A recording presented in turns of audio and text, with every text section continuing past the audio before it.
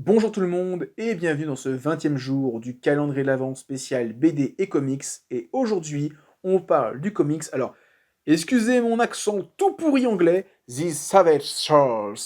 Je crois que c'est ça, hein, c'est comme ça que ça se prononce, c'est Charles. Oh, je sais plus. C'est une histoire qui se passe en 1766 et en fait, on va être dans les Indes britanniques, donc l'Inde d'aujourd'hui, mais sous la colonie britannique, et on va suivre toute une enquête sur une histoire de vampire. Et en fait, ce que j'aime bien avec l'histoire, donc c'est une histoire de vampire qui est super bien foutue, on va suivre plein de points de vue, et en fait, le comics reprend le délire épistolaire, donc à savoir, on écrit, en fait, tout le comics est raconté à la première personne. Donc c'est quelqu'un qui écrit un journal intime ou une lettre, et donc tu suis la lettre, mais en comics.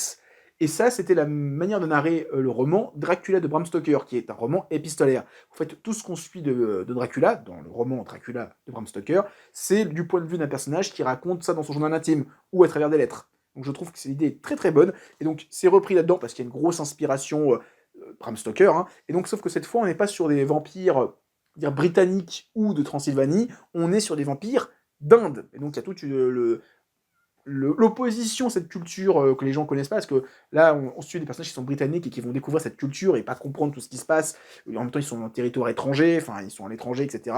C'est super bien. C'est un comics que je sais que peu de gens connaissent, qui est complètement passé inaperçu. Je sais que c'est chez iComics. Moi, j'ai découvert ça parce que j'avais trouvé la couverture super belle.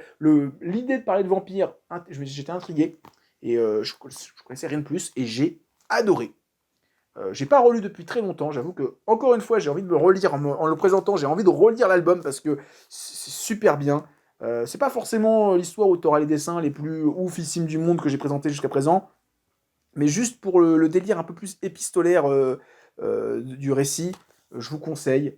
En plus c'est un one-shot, donc vous embarquez pas dans une série qui est hyper longue, un album, l'histoire est terminée, vous posez, voilà. Si vous aimez pas, vous revendez, si vous kiffez, vous le gardez dans vos bibliothèques. Moi, je la garde parce que j'aime beaucoup The Savage Surf. C'est juste le seul problème, c'est que je sais pas le prononcer et j'ai un accent anglais tout pourrave, donc peut-être que je dis des grosses merdes quand je le prononce.